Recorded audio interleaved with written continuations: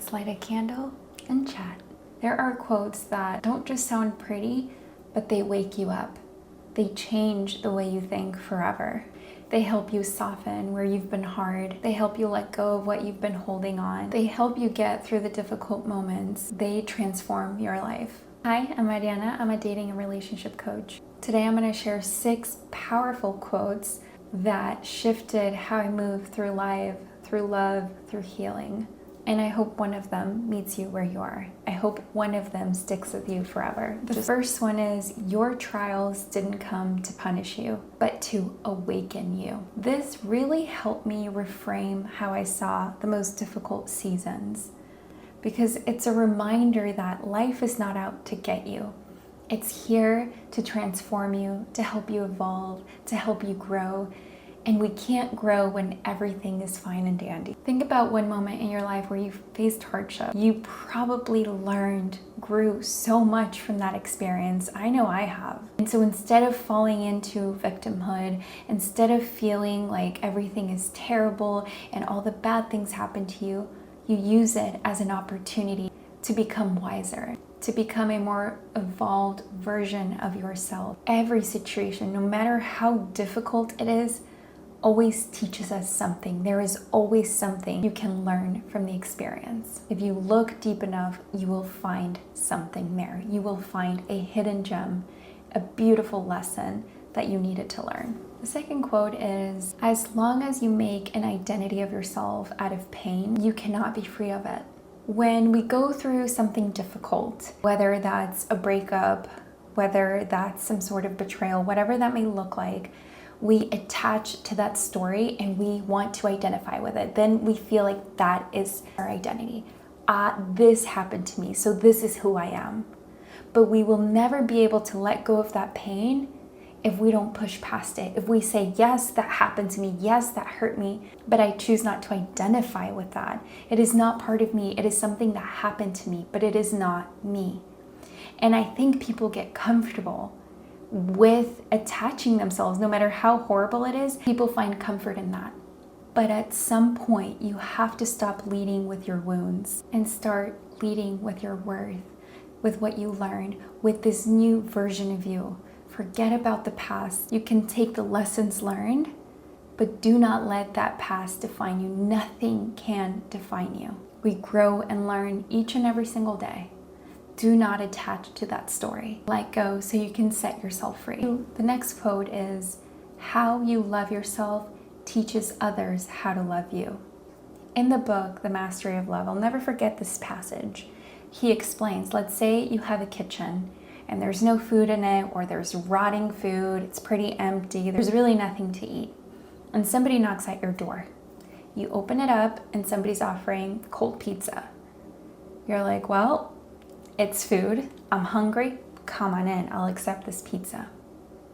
But let's say you have your kitchen full of nice fresh veggies, sweet fruits, fresh baked bread. You have all the food you need. Somebody knocks at your door, and again, they're offering you cold pizza. You're gonna look at that pizza and you're gonna say, I got better food in my kitchen. No, thank you. You shut the door. And that's a wonderful reminder of, if we can provide everything we need for ourselves, we won't accept anything less.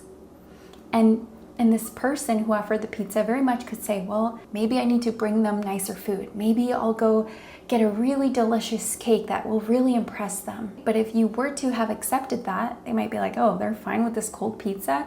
I'll continue to give them that or less. Just something to think about. Teach others how to love you. You should set the example on how others should treat you. If they see that you talk to yourself lovingly, with compassion, with care, you take care of yourself, that will inspire them to treat you in such a way. And if they don't, you already know, I'm already providing all this love for myself. Why would I want to invite somebody who's adding harm to my life, who's not valuing me? The next quote is, we must be willing to let go of the life we planned as to have the life that is waiting for us. You have to let go of that timeline. You have to let go of your old plan. You have to let life surprise you. You can't control everything. Sometimes you have to go with the flow. I'm sure you can look back on a time that you didn't get something that you really, really wanted.